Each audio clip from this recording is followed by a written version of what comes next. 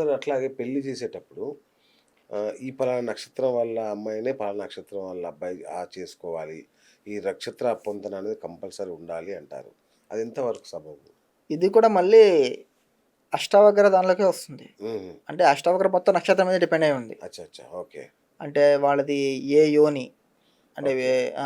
ఏ జంతువు యొక్క యోని అచ్చా! అంటే కొన్ని మూషిక యోనిలుంటాయి. అంటే ముంగిస యోనిలుంటాయి. ఆ! కొన్ని పాము యోనులుంటాయి. కొన్ని ఎలక యోనులుంటాయి.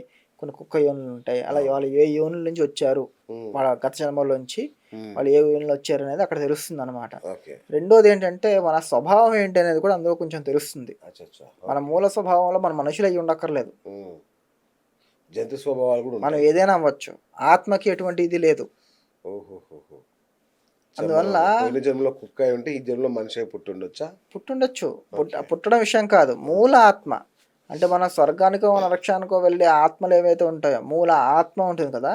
అది కూడా కాకుండా మోక్షానికెళ్ళేటప్పుడు మనం ఏ జంతువు అయ్యి ఉంటామో మనం ఎవరికీ తెలీదు. హ్మ్. దాన్ని స్వభావం అని పిలుస్తారు. ఓకే.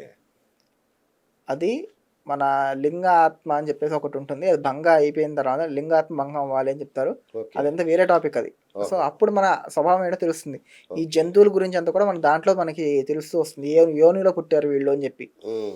అది కూడా నక్షత్రం మీద డిపెండ్ అయి ఉంటుంది. ఓకే. ఈ ఇంకా నాడీ వ్యవస్థ.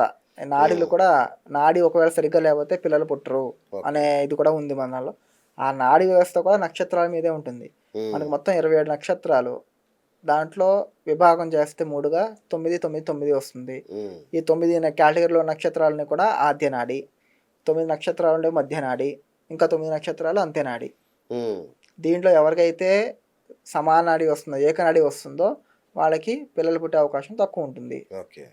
ఎవరికైతే మధ్య నాడి అలాగా వేరే వేరే నాడులు వస్తాయో వాళ్ళు పిల్లలు పుట్టే అవకాశం ఎక్కువ ఉంటుంది. ఓహ్! అష్టావకరలో ఈ నాడీ వ్యవస్థనే 8 పాయింట్లు అంటే దగ్గర దగ్గర ఎందుకంటే పెళ్లి చేసుకునే ముఖ్య ఉద్దేశం వంశాభివృద్ధియే. అవును. అందువల్ల దానికే ఎక్కువ ప్రధానం. 8 పాయింట్లు అనేది ఈ నాడీ వ్యవస్థకే ఉంటుంది. గురుగారు ఇంకోటి అంటే పెళ్లి చేసుకుపోయే అబ్బాయి అంటే అతను పొటెన్షియలా కాదా? అంటే పెళ్ళికి పనికొస్తాడా లేదా? అతను వంశాభివృద్ధికి పనికొస్తాడా లేదా అనేది తెలుసుకునే ఛాన్స్ ఉంటుందా? నేను అదే చెప్తున్నా. అది అలా కూడా తెలుసుకునే ఛాన్స్ ఉంటుంది. ఆ! అవి వాళ్ళకున్న శాపాల మీద కూడా మనం పరిగణించబడుతుంది. ఓకే. అంటే వాడికి పితృశాపం ఉందనుకోండి మగపిల్లలు పుట్టరు. హ్మ్. ఇద్దరు ఆడపిల్లలే పుడతారు. హ్మ్. అదే ముగ్గురు పోతే ముగ్గురు ఆడపిల్లలే పుడతారు. ఓకే. ఎందుకంటే పితృశాపం అంటారు.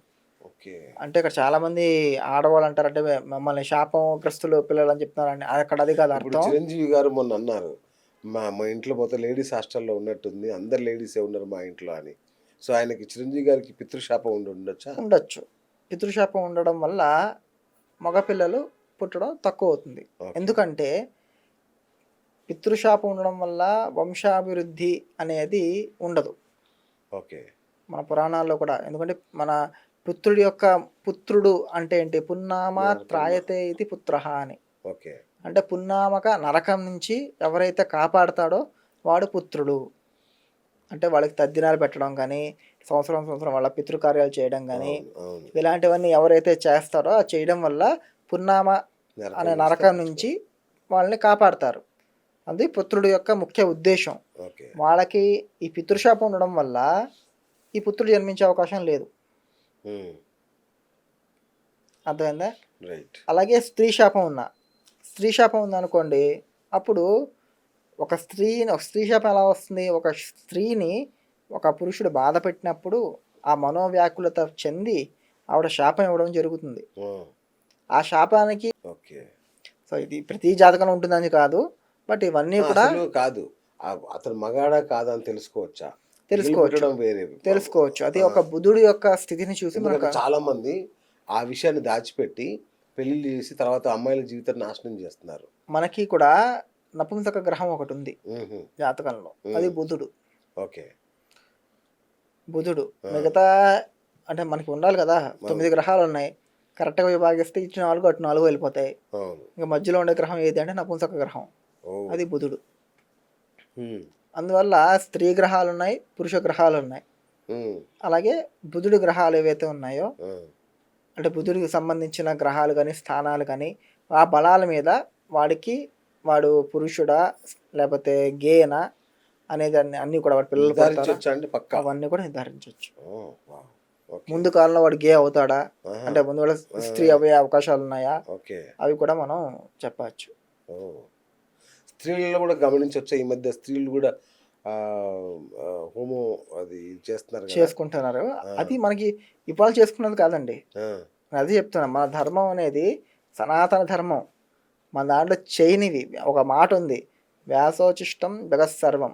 వేదవ్యాసుడు ఏదైతే చెప్పాడో అది ఈరోజు ప్రపంచంలో నడుస్తుంది. ఆయన చెప్పంది ఎక్కడా లేదు. ఓకే. ఆయన చెప్పంది ఎక్కడా లేదు. ఓకే. మహాభారతంలో మనకు ఒక క్యారెక్టర్ ఉంది, శిఖండి అని. ఆ, శిఖండి. శిఖండి అవును. ఎవరైతే భీష్మాచార్యులను చంపడానికి పాండవులు వాడతారో శిఖండి, ఉమ్, ఆయన జీవితం ఏంటండి, రాజకుమారుగా పుడతాడు, ఉమ్, అవును. తర్వాత స్త్రీగా పరిగణించబడతాడు. అవును. వాళ్ళని శిఖండి అని పిలిచింది మన దాంట్లో. ఓకే. ఓకే. ఓకే. రైట్. గురుగారు, ఇంకొకటి సమస్య. ఈ మధ్య పెళ్ళిళ్ళు పురోహితులు కాకుండా వీడియోగ్రాఫర్లు, ఫోటోగ్రాఫర్లే చేసేస్తున్నారు. దీనివల్ల ఏమైనా దోషాలు వచ్చే అవకాశం ఉంటుందా గురుగారు? ఖచ్చితంగా ఉంటాయండి. అవునా? అంటే ఒకప్పుడు ఎలా ఉండిందంటే పురోహితుడు కూర్చొని పెళ్లి చేయిస్తుంటే వెనకాతల ఈ ఫోటోగ్రఫీ అనేది ఉండేది. అవును. కానీ ఫోటోగ్రఫీ అనేది ఒక జ్ఞాపకాలకి మాత్రమే, అంతే. అంతకు మించి దాంతో ఇంకేమీ మనకి అయ్యేది లేదు. కానీ ఎప్పుడైతే ఇప్పుడు ఎలా ఉంటుందంటే పరిస్థితి, తాళి కడుతూ ఉంటారు, ఒక్క నిమిషం ఆగండి ఫోటో తీస్తాం ఆ, అని చెప్పి ఆపి తీయించడం, అవును. లేకపోతే తాళి కట్టేసి ఉంటాడు సరిగ్గా రాలేదని చెప్పేసి మళ్ళీ తాళి ఇప్పించి మళ్ళీ కట్టి, అనర్థాలు ఇవన్నీ. బా బా బా. ఆ, జీలకర్ర పెట్టేటప్పుడు సరిగ్గా పెట్టలేదు మళ్ళీ పెట్టండి అని చెప్పి పెట్టించడం, ఆ, ఇలాంటి అంటే పెళ్లిలో ఒకసారి చేసిన పనిని వాళ్ళు ఆ పని అలా చేశారంటే దానికి కారణం వాళ్ళ కర్మఫలం. అవును. ఓకే. అన్నిటికీ కర్మఫలాలే. ఆ, మనం ఒక తప్పు అంటే వాడి పెళ్లిలో కొన్ని తప్పులు చేస్తాం, మనం అవును. పూజలో కూడా మనం ఒక పూజ చేస్తున్నామంటే పూజలో కూడా కొన్ని తప్పులు చేస్తాం. ఉమ్, ఆ తప్పులు చేస్తామంటే కర్మఫలం అది. ఓకే. అందువల్ల అది చేయిస్తున్నాడు కావాలని దేవుడు ఓకే. మన చేత. దాన్ని మళ్ళీ మనం చేయడం వల్ల ఎటువంటి ప్రయోజనం లేదు. అది ఓకే. కాకుండా ఇంకా దానివల్ల మనకి సైడ్ ఎఫెక్ట్స్ ఎక్కువ ఉంటాయి. ఓకే. అది విరుద్ధం, ఓకే. శాస్త్రానికి విరుద్ధం అది. రైట్. ఇంకోటి ఈ కాలంలో ఇంకోటి అంటే ఫోటోగ్రఫీ కోసమే ఆ మాలల్ని వాళ్ళు ఇటుపక్క అమ్మాయిని ఎత్తుతారు, అటుపక్క అబ్బాయిని ఎత్తుతారు, అవును. ఇద్దరు మాలలు విసురుకుంటున్నారు. అవును. ఆ విసురుకునేటప్పుడు అది కింద పడవచ్చు, చాలా పెద్ద అపరాధం అది. ఓ, మాల మల్లెం అయిపోతుంది. ఎందుకంటే మాల లక్ష్మీదేవి అండి అది. ఓకే. లక్ష్మి ఒక పెళ్ళి అనే దాంట్లో మీరు ఎప్పుడే గమనించండి, ఒక పెళ్లి కుమారుడు అండ్ ఒక వధూవరులు ముఖంలో ఒక కళ వస్తుంది. ఆ కళ మీరు వేరే టైంలో చూడరు మళ్ళీ. చూడం. అవును. ఎందుకని ఆ కళ వచ్చేది, వాళ్ళల్లో లక్ష్మీనారాయణుల ఆవాహన ఉంటుంది. ఓ, మన ముహూర్త టైంలో కూడా పెళ్ళి వధూవరుల కంటే ఈ పలానా వ్యక్తులు జరుగుతుంది అనడం కన్నా లక్ష్మీనారాయణ ధ్యాన సావధాన అంటారు. అంటే లక్ష్మీనారాయణలే అక్కడ కూర్చుని పెళ్లి చేసుకుంటున్నారు అనే భావనతో ఆ మంత్రాలన్నీ కూడా ఉంటాయి.